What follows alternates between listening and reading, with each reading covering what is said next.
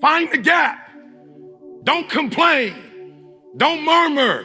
Don't talk negative. That's average people talk normal. Average people talk problems. The greats talk solutions.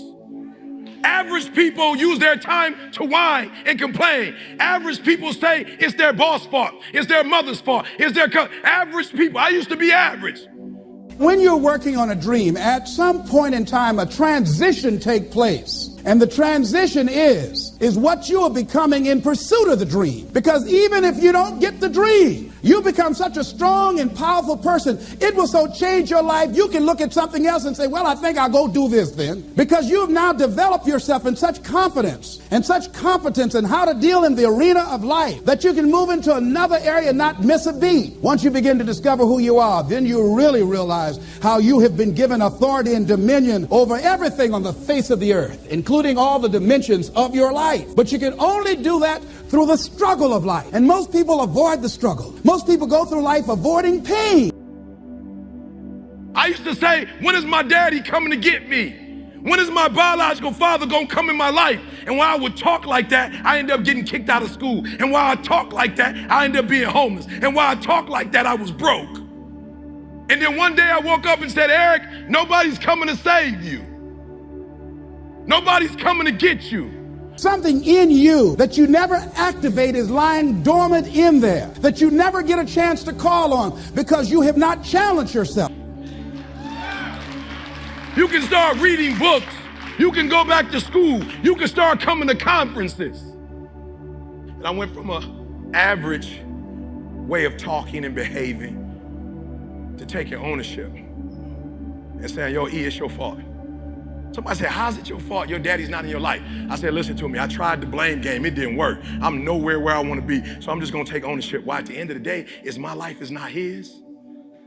I don't know where he is. I don't know what he's doing. But apparently I ain't that important that he came looking for me. So stop crying about it and do something about it. Go get your GED and go to college. Get out of the city of Detroit and start all over again. Somebody said the land of familiarity belongs to the dead. That most people like to feel like they're a king in the area of their comfort zone. They only want to do those things that they know how to do well. Osborne said, unless you attempt to do something beyond that which you've already mastered, you will never grow. So if you want to begin to grow, you've got to put something out here that you can't reach easily, that has got to make you stretch, got to make you jump for it, got to make you get back a little bit and dig in so that you can take a leap for it. And maybe you jump up there and you miss it and you skin your knees and you come back again and you bust your lip next time. But you keep on, and through that process, you learn how to leap higher. You start challenging yourself to dig deeper, and then you discover some things about you that you don't know right now. It's our time for our family to understand wealth. It's our time to take our wives on a trip for 30 days and not have to worry about anything. It's our time for them to get manicures and pedicures. It's our time to let them live a certain life. It's our time. It's our turn. It's our country. Let's eat it up. Let's enjoy it. I will my way through every situation, every trial, every tribulation. I will my way through it.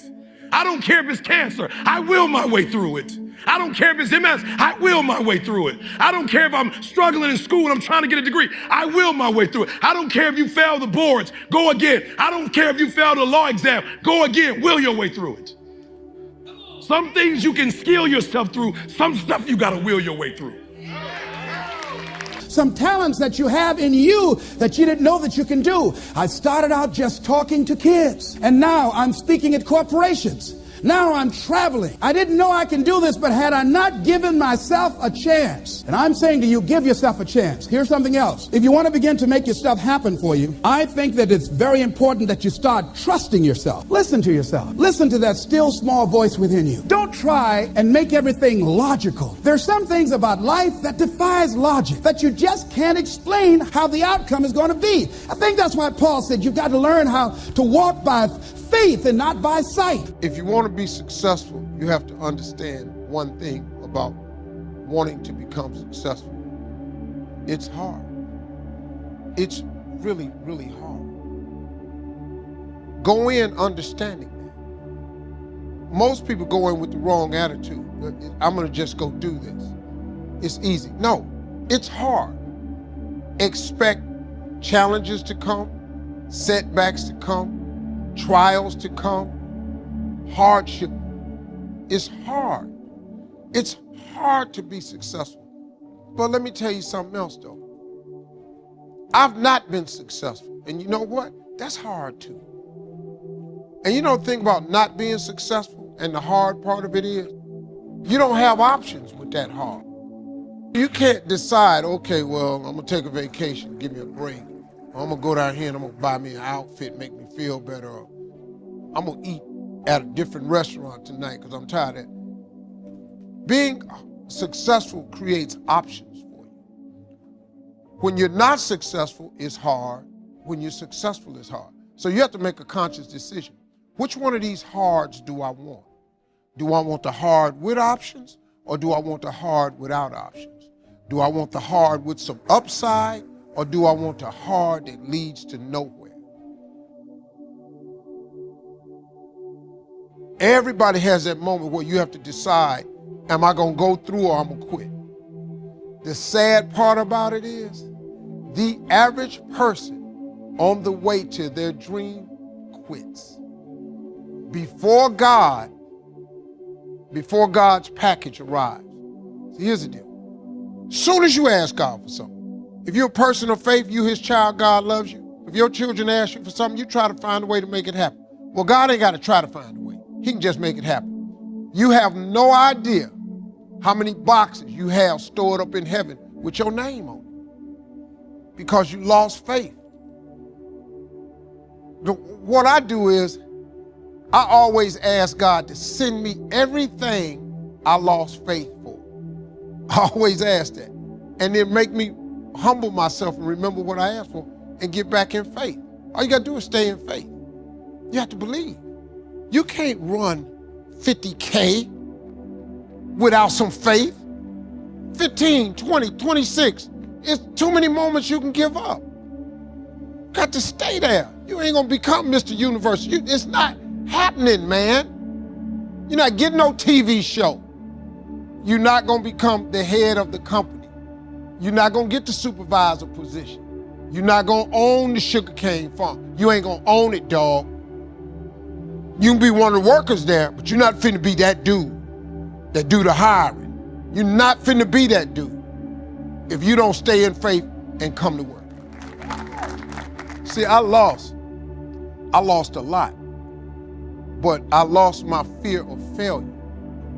There's some good out there for you in the universe that has your name on it, and nobody can get your good. It has your name on it. They can't take your stuff. It's your stuff. So when you know that whatever you're seeking, it's also seeking you, you don't worry. You don't run scared. You don't think somebody's going to take it from you. You listen to your inner voice and you always take the high road. There will be the tendency, the natural inclination to take the low road. You must resist that. Keep your agreements that you make and establish a network of people who will also do that. Establish a network of people in your life that you can count on, that will be there for you when you need them, and you be there for them. And test them sometime. Find out how many flaky people you've got in your life.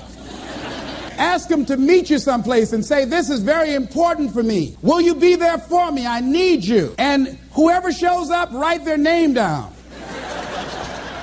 Those that don't show up, draw a line through their name. And when they call you, make sure you're not available for them. Are you busy? No. I just choose not to deal with you in this way. Get all the flaky people out of your life. I asked a friend of mine today about a mutual friend. I said, have you talked to him? She said, no. I said, why? He's so negative. I had to cut him out of my life. I couldn't risk having him in my life. In my office, I have a lot of fruit. And I had a basket of apples on the table, and I had a plum that had spoiled. When I picked the plum up off this granny apple, it left a brown spot. You ever heard said one spoiled apple will spoil a whole barrel? One negative person can spoil your whole life. Leave the flakes alone. People that are seriously not serious. And if you're surrounded by flakes, that tells you who you are.